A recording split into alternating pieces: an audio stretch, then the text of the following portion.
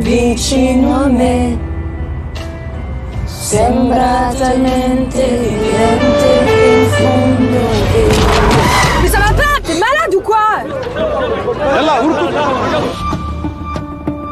Et alors, j'imagine que tu veux passer comme tous les autres en Angleterre? C'est cher le passage, 5000 euros. 5000? tu vas retrouver un travail. J'ai bien réfléchi là à cette histoire de passage. Je vous fais passer toi et ton pote pour 2000 euros. Moi je peux pas, j'attends mon frère. Comment tu vas faire? Planquer un type dans son coffre et traverser la Manche, ça va, hein. J'ai connu plus difficile, hein. Bonjour. Bonjour madame.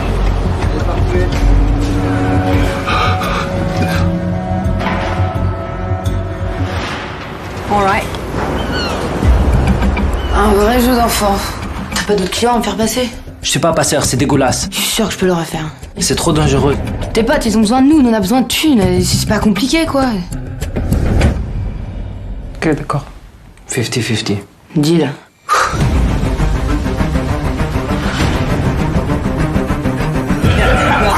Et tu regrettes jamais? Si je regarde derrière, je deviens fou. Ça vient d'où tout ça? T'as pas fait de conneries quand même? Mais non, j'ai pas fait de conneries.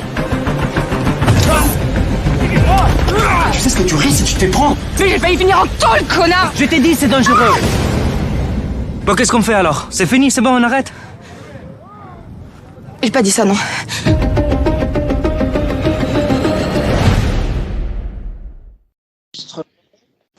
Vous me voyez? Non, je ne vous vois pas. Ah Voilà, bon, pourtant j'ai mis la... là, je Voilà. vous vois. Alors D'accord. attendez, l'enregistrement marche. Mais écoutez, cher Thierry, sachez d'abord que j'ai été très touché par la conversation que nous avons eue tout à l'heure. Parce que je pense que vous et moi, nous avons beaucoup de points communs. Et votre film, Le Prix du Passage, ce que je tiens à dire, c'est que ce Prix du Passage, c'est un prix du passage à plusieurs titres.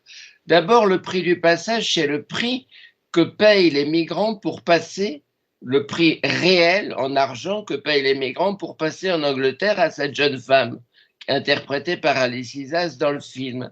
Mais le prix du passage, il y a un autre prix, un autre passage, c'est le passage symbolique. C'est ce passage qu'accomplissent Alice Isas et l'acteur, attendez, je reprends mes notes, Adam Bessa. Adam Bessa, qui est un passage symbolique. C'est un passage qui, je dirais, est un passage initiatique. Et ce prix, c'est le prix humain, le prix d'humanité qu'on met à transgresser le miroir, à passer de l'autre côté du miroir et à devenir soi-même, en quelque sorte. Et je tiens à dire une chose d'entrée, ce film m'a fait un bien fou, parce qu'en le voyant, je crois que je me suis mieux compris. Je crois que j'ai compris des tas de choses en moi. Et je crois que d'abord, ce film m'a rassuré, m'a fait du bien. Je me suis senti très à l'aise en le voyant. Ça m'a fait chaud au cœur. Alice Isas est formidable. Adam Bessa et le petit garçon interprété Par Ilan de Brabant. de Brabant est épatant aussi. C'est un très grand film. C'est un film bourré d'humanité. Alors voilà, je vais vous lire d'abord quelques notes et je vais vous demander d'intervenir au fur et à mesure de mes notes. Mais sachez tout d'abord que je tiens à vous dire merci pour tout ce que vous m'avez dit tout à l'heure parce que ça m'a beaucoup touché. Beaucoup, énormément. Alors, cher monsieur Thierry Benisti, vous venez de réaliser un film, donc je viens de le dire, ce film m'a beaucoup ému, énormément même, et même bouleversé, Le Prix du Passage, avec dans le rôle principal l'une des comédiennes les plus importantes de notre époque, enfin du moins je pense qu'on peut le dire, qui s'appelle Alice Isas. En quelques mots, il s'agit du portrait d'une jeune femme qui, d'abord pour s'en sortir financièrement, puis en raison de qualités qu'elle va progressivement découvrir en elle-même, qui sont des qualités humaines, puis des convictions aussi, va faire passer des migrants en Angleterre. Alors, les trois premières questions, et je pense qu'on va axer beaucoup l'interview sur ces trois grands axes-là. Tout d'abord, les trois grandes questions qui s'imposent. Rappelez-nous en quelques mots le sort de ces migrants, qui est un sujet terrible et brûlant depuis déjà des années. Quelques mots là-dessus. Ben, on le voit par l'actualité qui en est souvent témoin. Les migrants arrivent jusqu'en France parce qu'ils veulent passer en Angleterre et souvent et restent bloqués, parfois de longs mois, parfois plusieurs années, avant de réussir ou pas à passer. Donc c'est des situations qui sont humainement très très complexes parce qu'ils vivent dans la rue, dans des campements, sous des tentes données par les associations. Ils sont souvent très désargentés, donc ils vivent des subsides en fait qu'ils reçoivent, de distribution de nourriture. Donc c'est vraiment une vie très très difficile qui les attend une fois qu'ils arrivent euh, face à ce mur en fait qu'ils n'arrivent pas à franchir. La raison pour laquelle ils veulent aller en Angleterre, bah, c'est souvent que c'est le pays où ils parlent la langue. C'est aussi un endroit où souvent quelqu'un de leur famille est déjà passé précédemment, donc ils savent qu'ils recevront un soutien, un accueil en quelque sorte. Et l'autre chose, c'est que l'Angleterre n'a pas les mêmes règles que nous en matière de travail, de contrôle d'identité, etc. Donc l'Angleterre reste vraiment le but à atteindre pour beaucoup. Ils sont pas très intéressés pour la plupart par la France en fait. Il y en a peu qui, malgré des fois des propositions d'installation que peuvent faire certains organismes, etc. Leur but final est très très souvent l'Angleterre. Donc voilà, donc on est dans des situations humanitaires absolument terribles. Et voilà, et pourtant rien ne les arrête en fait. Des candidats au passage sont toujours plus nombreux et malheureusement on sait que souvent ça se termine par des drames en mer puisque effectivement depuis le tournage du film, ce qui a pris beaucoup d'ampleur c'est maintenant les passages en bateau et qui sont bien plus dangereux encore que le reste. Alors, pourquoi ce film? C'est un sujet, on sent en permanence dans le film que vous êtes vous-même bouleversé en faisant ce film, que vous y avez mis beaucoup de vous-même. Je voudrais que vous nous disiez quelques mots de la scénariste dont vous allez nous rappeler le nom, parce que si j'ai bien compris, d'après ce que j'ai lu, la scénariste s'est un petit peu inspirée d'elle-même pour écrire le personnage d'Alice Isaz, d'après ce que j'ai compris. Donc, parlez-nous à la fois de votre motivation personnelle et de votre rencontre avec cette scénariste. Bah, la rencontre avec la scénariste s'est faite effectivement suite à l'écriture qu'elle avait réalisée d'un synopsis en fait, voilà, d'un premier texte de quelques pages, il y avait 3-4 pages où elle commençait à raconter un petit peu cette histoire suite aux différentes rencontres qu'elle avait faites en travaillant dans les associations elle-même dans le nord de la France. Et du coup, elle avait rencontré différentes personnes qui avaient vécu des situations extrêmement proches de l'histoire qu'on raconte dans le film. Donc, ça lui a donné envie et l'idée d'en faire un film. Et moi, la raison pour laquelle, effectivement, je me suis intéressé à cette histoire, pourquoi je voulais en faire un film, c'est parce qu'il me semblait que le cinéma avait cette possibilité-là de donner, d'incarner des personnages et du coup de donner à voir autre chose que ce que nous donne à comprendre des articles de journaux, des reportages, etc.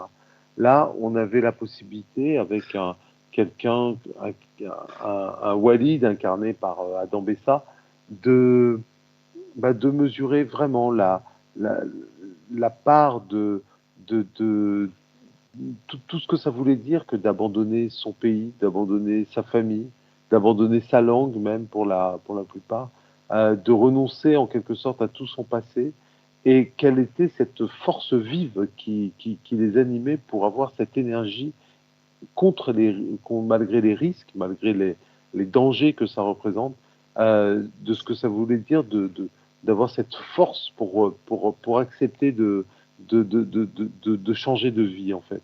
Voilà, c'est ça qui m'intéressait, c'était de comprendre ça, de le donner aussi à voir au public qui irait voir ce film, de comprendre en fait les hommes qu'il y a derrière ces destins tragiques dont on entend très souvent parler. Alors, vous pouvez juste redonner le nom de la scénariste puisqu'on vient d'en Oui, parler. pardon, la scénariste c'est Sophie Guédon, voilà, qui est une jeune femme. Et on a travaillé aussi avec un monsieur qui s'appelle Pierre Chausson, qui a écrit, voilà, on a travaillé ensemble pour élaborer le scénario. Ça prend longtemps, hein, on a mis environ 1 an et demi pour l'écrire, le réécrire, le compléter, le corriger. Après, on donne le scénario à lire à différentes personnes, différentes institutions qui peuvent nous financer en fait ce film, etc. Donc, le processus d'écriture est toujours un très très long processus dans l'histoire des films, dans l'histoire des tournages, etc. Après, il y a le tournage lui-même arrive. Le tournage a été relativement rapide. Il a duré 5 semaines, donc c'est un tournage assez vif, assez ramassé en fait, mais qui allait bien avec notre histoire. On était un peu dans l'urgence, on était dans la difficulté même de faire les choses, puisqu'on a tourné en pleine période de Covid. Donc c'était très compliqué d'avoir les décors, d'arriver on n'avait pas le droit, par exemple, de passer en Angleterre, parce qu'on n'avait pas le droit de partir de France. Donc tout ça a été des grosses complications pendant le tournage, mais qui en même temps ont soudé vraiment une équipe, ont déterminé les uns et les autres à relever le défi pour que le film existe.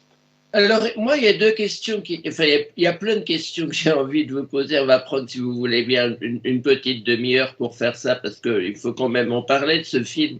J'ai envie qu'il marche et c'est pour ça que j'ai à cœur de le défendre sur mon site. Donc, si vous voulez bien, on va essayer de dire tout ce que j'ai envie de vous poser comme question sur ce film. Parlons de la production. Ce film, on peut le dire, ça peut gêner des gens, entre guillemets, bien pensants pour plein de raisons. D'abord parce que le sujet des migrants, c'est un sujet qui, pour certaines personnes, est un sujet un peu dérangeant, si j'ose dire. Hélas, 1000 fois hélas, parce que les gens manquent tellement d'humanité qu'on peut dire que les gens souvent sont très cons et bourrés de préjugés, hélas, et ça je le déplore. Mais aussi parce que ce film est un film en grande partie féministe qui montre le portrait d'une jeune femme qui va petit à petit devenir presque à son corps défendant un héros, une femme d'un courage exceptionnel qu'elle va découvrir alors qu'au début elle veut simplement gagner de quoi vivre, et puis petit à petit elle va être dépassée par elle-même. Donc, deux questions. Est-ce que ce film a eu un budget important et comment s'est passée la production ? Alors, non, le film n'a pas un budget important du tout. C'est un film qu'on a tourné avec un tout petit budget. D'ailleurs, on a une équipe technique et les comédiens aussi qui font des gros efforts financiers en travaillant sur ce film.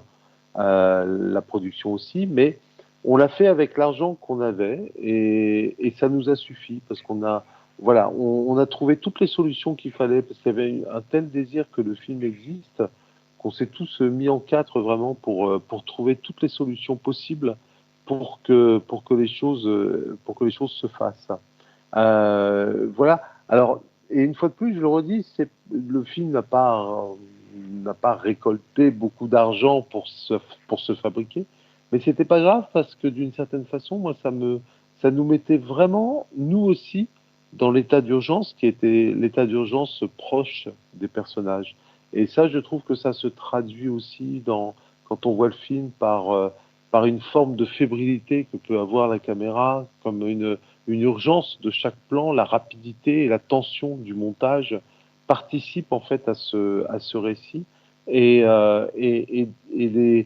on va dire que les conditions de production ont influé en quelque sorte sur cette urgence et sur cette difficulté à ce que les choses adviennent. Et ça, c'est très cohérent, je trouve, par rapport au sujet du film. Je me trompe peut-être, mais on dirait qu'il y a certaines séquences qui ont été filmées en caméra portée. Oui, oui, tout à fait. Oui, oui.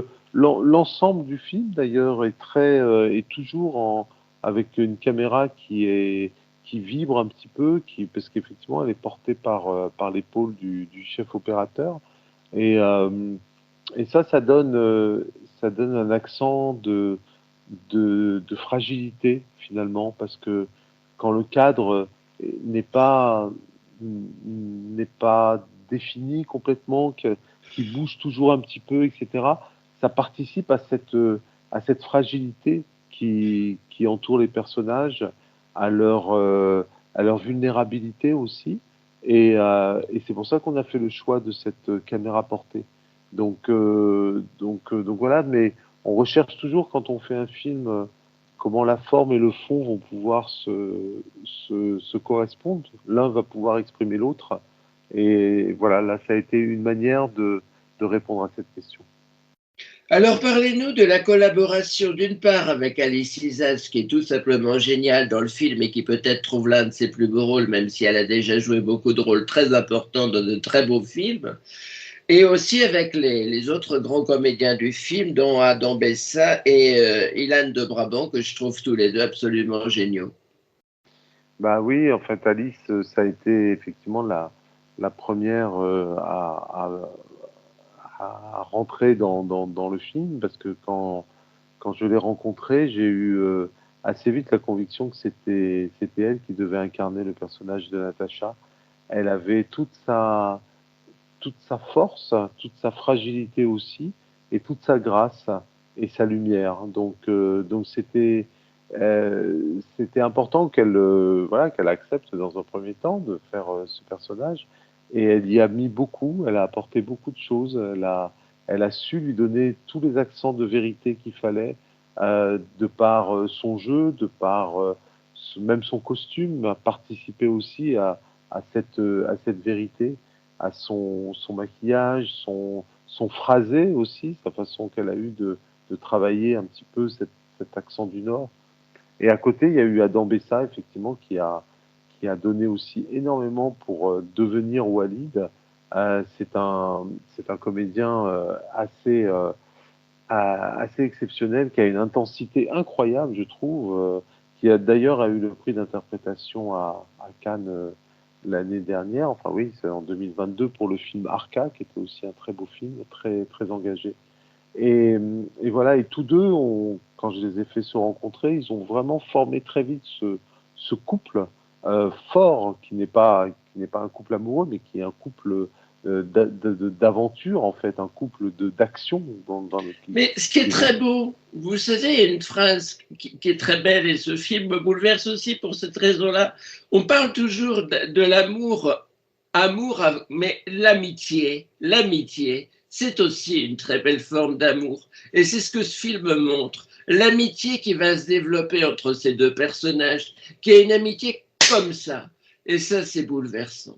Absolument. Et puis aussi l'amitié entre l'amitié, l'affection, l'amour maternel envers cette jeune femme interprétée par Alice Isaac, ce petit gamin génial, ce gosse épatant. Dites-nous quelques mots d'Ilan de Brabant, que je trouvais Alors, gosse génial. oui, Ilan de Brabant, ça a été, ben voilà, ça a été aussi une, une très belle rencontre qui était nécessaire pour que le film gagne aussi dans son émotion, et dans sa force, parce qu'il devait vraiment incarner un enfant qui devait en même temps avoir tous les traits de l'enfance, mais en même temps toute l'innocence de l'enfance et en même temps toute la gravité de son vécu. Parce Mais c'est un que enfant adulte en quelque sorte. C'est un oui, enfant qui va devenir un homme à travers l'histoire. tout à fait. Lui aussi va passer à travers le miroir. Et lui aussi va parcourir ce chemin initiatique que grâce à ces trois personnages, vous m'avez fait parcourir à moi aussi. Absolument, absolument. Et c'est vrai qu'il donne beaucoup grâce à, à la vérité de son regard. Il y a quelque chose de très fort qui passe dans son regard. Et puis son jeu aussi. Moi, quand je le voyais, au moment du passage de la douane, etc., la façon dont il a peur, etc., il a su composer tout ça pour le film. Et c'est fort pour un enfant. J'étais assez épaté de ses capacités. Mais c'est un jeune garçon qui, à mon avis, va faire beaucoup de choses parce que il a déjà fait d'autres films et il Oui. continue et c'est formidable parce que c'est son désir à lui que de devenir comédien et j'ai l'impression qu'il a compris vraiment quelque chose de cet ordre-là, de qu'est-ce que ça veut dire que d'interpréter un personnage, qu'est-ce que ça veut dire de vivre une émotion, de la vivre, de la rendre en fait à partir du moment où il y a une caméra, où il y a une séquence à tourner, etc. Ils vivent véritablement les choses et ça c'est assez rare dans cette facilité même qu'il a à être capable d'incarner ce personnage. Moi, je tiens à dire une chose. Bien sûr, il y a la rencontre entre les trois personnages, Walid, Natacha et Enzo. Mais il y a la rencontre aussi entre les trois comédiens. Et ces trois comédiens forment un trio, je dirais un trio infernal, si j'ose employer cette formule un peu amusante. Mais c'est un trio magnifique. Ils sont complices tous les trois. Oui, Et tout on à sent fait. que l'alchimie a bien marché entre eux. Complètement, complètement, complètement. Et c'est ce qu'on va essayer de rendre tout au long du film, jusqu'aux dernières séquences, de voir un petit peu ce qui les rapproche. Et c'était ça aussi qui était important pour moi, c'était de montrer euh, ce que l'on a en partage avec des gens qui, a priori, n'ont rien en commun avec nous. Et je trouvais ça assez beau de découvrir ce qu'ils ont à nous apporter, ce que nous, on a à leur apporter, et surtout ce qu'on a en commun et qu'on est capable de partager. Et ça passe par plein de choses. Ça passe par une citation de Voltaire, ça passe par l'amour du football entre Enzo et Walid, ça passe par des éclats de rire. Il y a mille choses qui font que ils ont des choses à vivre ensemble, ils ont des choses à partager. On a envie de pleurer d'un bout à l'autre du film et en même temps de sourire. Oui, oui, oui, ben c'est ce qu'on a essayé de faire avec, ne serait-ce que par rapport à la lumière même du film. J'ai voulu que le film il soit lumineux. Je voulais pas que le film il soit gris sous la Et pluie. pourtant, ça se passe en hiver. Oui, oui, ça se passe en hiver dans le nord de la France, mais on n'est pas du tout Et il y a dans une ce style. lumière, alors à propos de lumière, il y a une lumière magnifique, vous parlez d'Alice Isaz. Quand elle ouvre le coffre à la fin et que Walid et son frère sortent du coffre de la voiture, il y a une lumière magnifique sur la petite Alice et on a l'impression qu'elle devient une madone, qu'elle devient une vierge à ce moment-là, Alice, qu'elle devient la Sainte Vierge. C'est Ouais. extraordinaire cette image. C'est bouleversant, Exactement, exactement, et bouleversant. c'est tout à Elle devient une fait. sainte à ce moment-là. Absolument, absolument. C'est un très beau. C'était vraiment le sentiment que je voulais donner. Et ça, c'est grâce à la lumière qu'on arrive à le donner. C'est parce que d'un coup, ça irradie, en fait. Alors, j'ai abordé cela déjà plusieurs fois avec Christian Carion, qui a également dirigé Alice Isaz dans Mais fais-ce qu'il te plaît et Une belle course, sur lesquelles j'ai fait d'autres émissions sur mon site. Christian Carion est un cinéaste que j'adore et je sens que vous aussi, vous allez devenir un cinéaste très important pour moi. D'ailleurs, je vais me commander plein d'autres films de vous que je vais trouver sur Internet. Je me suis déjà commandé Une bouteille à la mer que maman et moi, on va regarder demain soir. Mais je tiens à dire une chose. J'en ai parlé avec Christian Carion. À mon sens, le cinéma est par excellence un art populaire destiné au plus large public.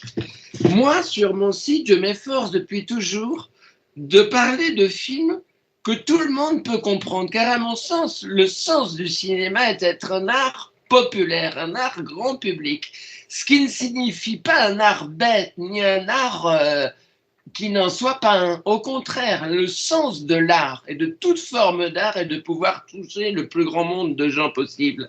Moi, l'élite pseudo-intellectuelle m'ennuie à mourir, je tiens à le dire. Et votre film, à mon sens, peut être à même, et ça je l'aime aussi pour cette raison-là, tout comme j'aime les films de mon ami Christian Carion, votre film peut être à même de toucher tout le monde, les enfants, les adultes, les personnes âgées, tous les gens qui ont une sensibilité, qui ont un cœur, et tous les gens qui peuvent être touchés tout simplement par un mot très fort qui est le mot humanité.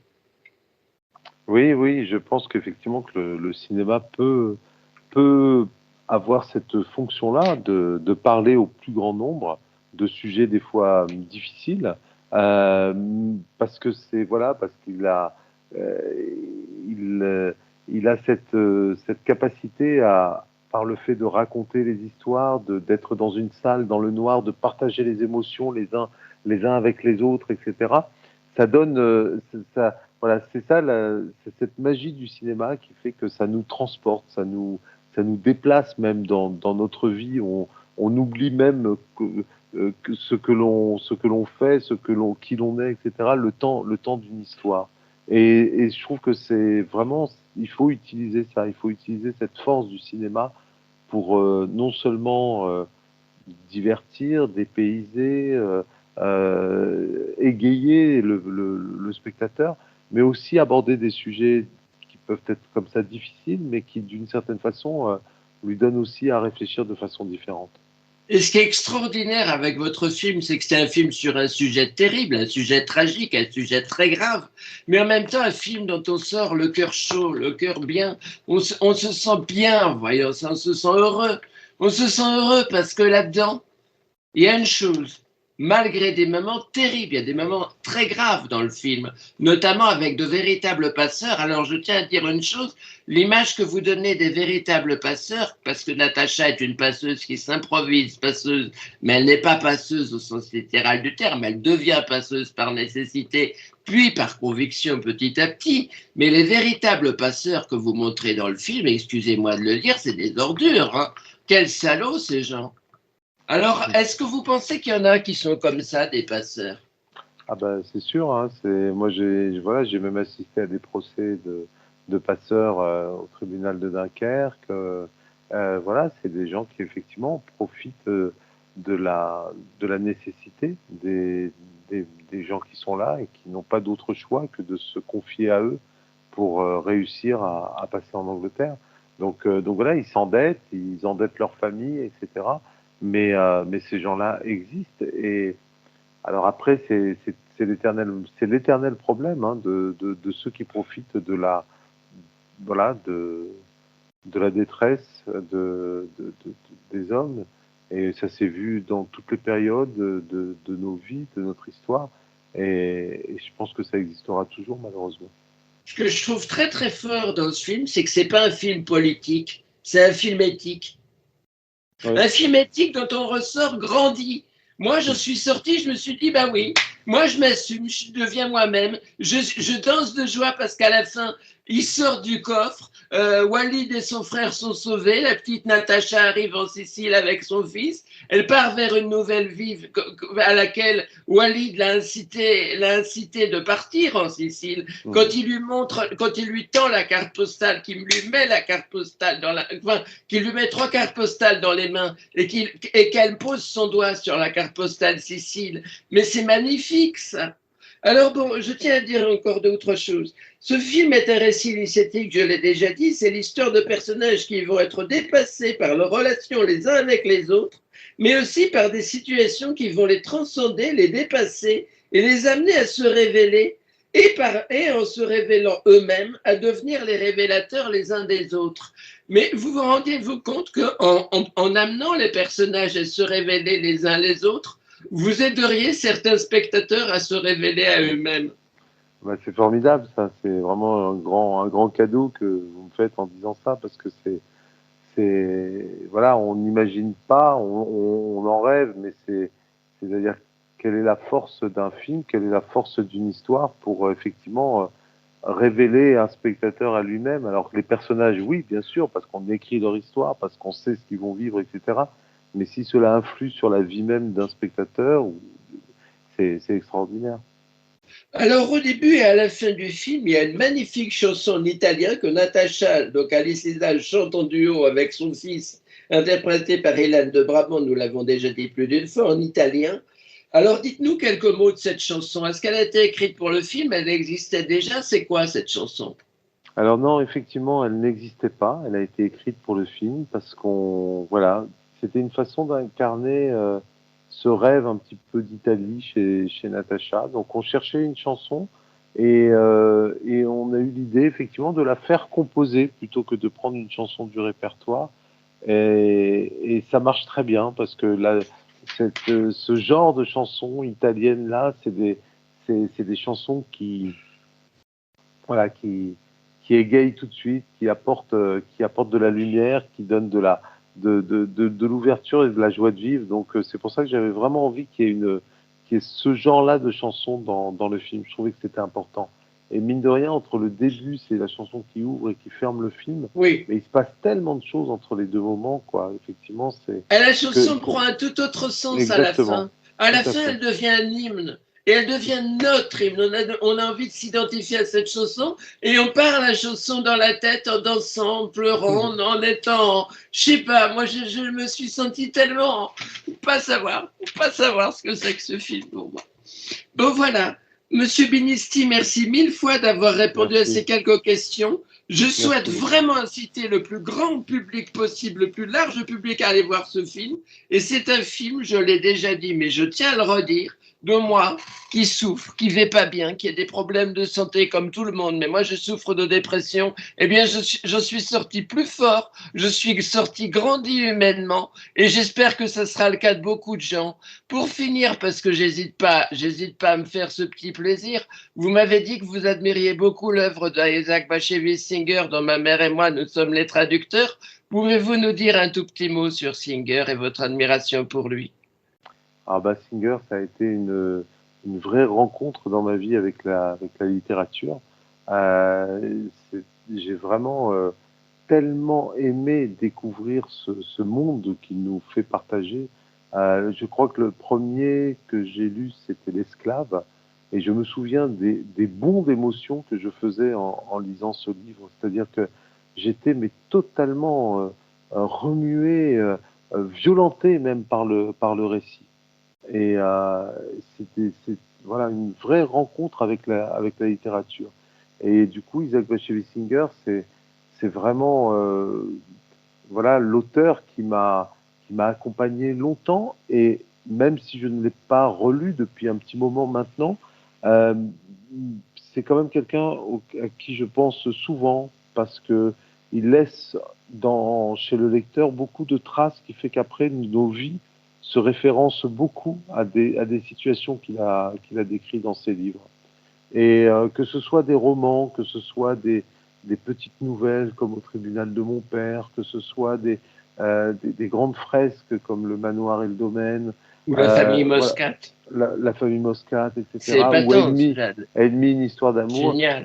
Voilà, et je trouve que Barbara Streisand a vraiment réussi grandement son film. Cela dit, le film Ennemi de Paul Mazursky, c'est pas mal du tout. Je sais Oui, pas si vous tout l'avez à fait. vu, c'est drôlement Absolument, beau. je l'avais vu quelque aussi, chose. absolument. Je n'ai jamais revu par contre celui-ci. Un grand film mais qui malheureusement oui. n'existe pas en DVD en France, mais qui est un film épatant. Absolument, je l'avais vu à sa sortie. Et je trouve que Yann Tell, avec la musique de Michel Legrand, c'est vraiment une grande réussite cinématographique. Et elle a vraiment compris l'œuvre de Singer. Et voilà, et il nous manque, franchement, il nous manque parce que il y a eu quelques autres romans qui sont sortis après son décès, mais voilà, mais heureusement qu'il nous a laissé cette œuvre écrite en yiddish, ce qui est quand même assez exceptionnel. Donc peu d'auteurs ont continué après à écrire comme ça en yiddish. Donc c'est vraiment quelqu'un qui a compté énormément dans ma vie. Vous savez ce qu'il disait du fait d'être le dernier grand écrivain de la langue yiddish? Il disait une phrase magnifique. Il disait que pour lui, c'était à la fois une tragédie et une responsabilité. Et je ne sais pas, ce film, justement, il y a un parallélisme pour moi. Vous êtes porteur avec ce film d'une tragédie et d'une responsabilité que vous assumez parce que vous réussissez ce tour de force de nous faire du bien avec un récit très dur. Et ça m'a... Merci. Merci mille fois, merci beaucoup. Merci. J'espère que c'est le début d'une belle amitié entre nous. J'espère, Nicolas. Merci beaucoup. Au revoir, Thierry. Merci. Au revoir.